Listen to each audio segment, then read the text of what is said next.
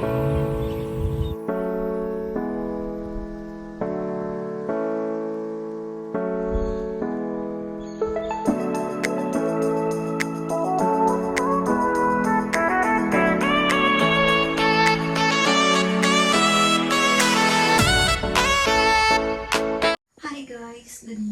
morning sa inyong lahat. Today is another vlog day. And today is first day ni Alex sa kanyang dancing lesson. So, pupunta tayo doon and bawal lang nga lang mag-video doon. Pagkatapos ng dance lesson niya, may birthday party siyang aatinan. So, obviously, sasama din tayo sa kanya. And di tayo nakapag-shopping, wala na ditong mga guys, mga food and everything because sa rain ba, mga flood, and may mga area na kung saan dadaan yung truck, hindi makadaan kasi close pa dahil sa flood kasi ang lakas ng ulan dito sa Cairns. So ang daming area na may din yung dahil sa flood, ganun. Wala nang masyadong food like veggies, like meat. May mga meat naman somewhere like butcher, pwede ka dun makabili. But ang veggies talaga guys, wala. Tapos yung eggs, wala din. Basta ang daming shelves sa supermarkets na empty. So ipapakita ko sa inyo. I-insert ko siya dito. Ipapakita ko sa inyo. I think 2 weeks na ngayon.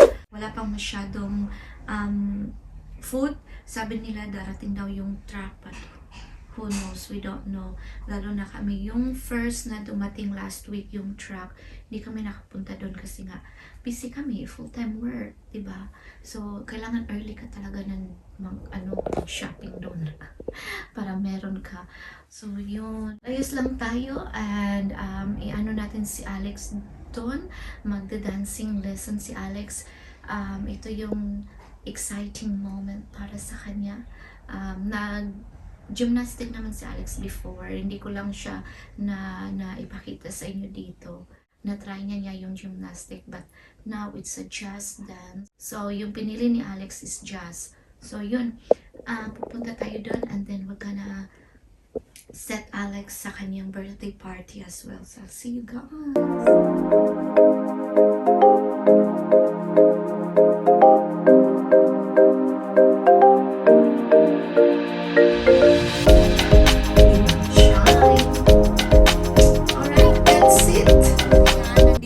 Sa sasakyan and papunta tayo ng shop kasi bibili muna tayo ng gift sa kanyang kaibigan. Nandiyan na si Alex and yun yung gagawin natin, and then after that punta tayo ng Backstreet sa kanyang dance lesson. So tara!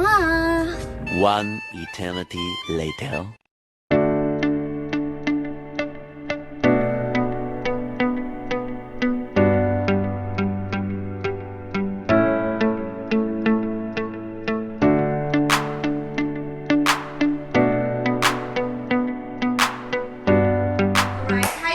Kakauwi lang natin galing party ni Alex and yung dance lesson ni Alex. So nandito sa Alex, how's your experience? Good. I'm not sure if we did a video last time about my first time of dancing. No, this is your first because the last one was just for you, if you see if you're liking it or not. Still, it's like the first day. Okay. Yeah. So I'm making some iced coffee. Tingnan nyo guys, napaka 40. Kasi super init dito guys. It's 35 degrees but it feels like 45. I know. It's like a heat wave. Ganun siya katindi yung hot natin. Dito tayo sa coffee area I literally natin. have to have ice, guys. So, ito yung coffee area namin. Yan siya. Ito yung table natin. So, and happy ako kasi na-display na din natin yung family picture natin from Philippines. So, ito yung mga family picture namin. Pinadala ni Mommy all the way from the Philippines. Where are you? You check, where am I? Where's Mommy? This one? Yes, to mommy. That was weird. Weird though. I know, because I was really, really young. You were a teenager then? You were. That's our old house. Yeah. So that's our family picture. So today, guys, is nag-relax muna tayo, guys. Kasi nga, super init. Dito ko nilagay yung coffee sa ating Hello Kitty na mug kasi nga I love Hello Kitty.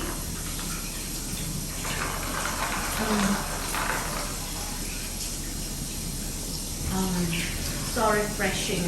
So good. And then I have Dewey Donuts from Asian Shop. Nagpunta kasi ako ng Asian Shop last week.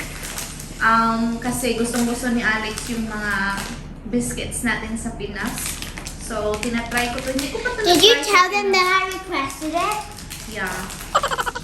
So, you tell them your experience. So, how's your experience in your dance lesson? On my first day of my tryout, I loved it. Because Clara, my friendie, was there on my first day. And it was actually very good. I was so into it. And then I said to my mom and dad, can I please dance? And they said, okay, but you can't take a break unless you're sick or you're doing something else. But you basically have to go every Saturday, which is fun. So, yun yung ganap natin every weekend sa Sabado.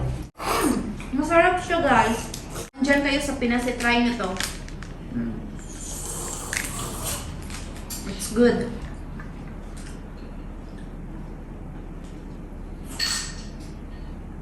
First meal natin, ito, tsaka coffee, iced coffee. Late na kasi kami nakarating sa birthday party ni Alex. Kasi nga, may dance lesson si Alex. So, ayun, late na kami. And then, na-lost kami, guys, ng address. So, paikot-ikot kami. But we managed. Nakarating din tayo sa ating paroroonan. So, yeah. Dito muna tayo sa ating coffee area. And, mag-relax-relax. Mag-swimming sana si Alex sa sa swimming pool natin, but super hot. Sabi ko, no. Maybe pag mag-down na yung sun. Tapos sana ako sa garden. Ay naku guys, ang gulong-gulo. Kasi nga, hindi pa talaga kami nakasettle dito sa bahay, no. Ang dami pa natin gagawin dyan. Meron pa akong ilagay dyan. Only do what I can do kasi nga, full-time worker tayo. Si Happy din. So, ang dami pa guys. Hindi pa ako makapag house tour, house tour. Diba sabi ko sa inyo, house tour tayo, but hindi pa talaga guys kasi nga yung spare room namin punong-puno pa ng box guys. So, oh my god. But anyway, darating din tayo dyan.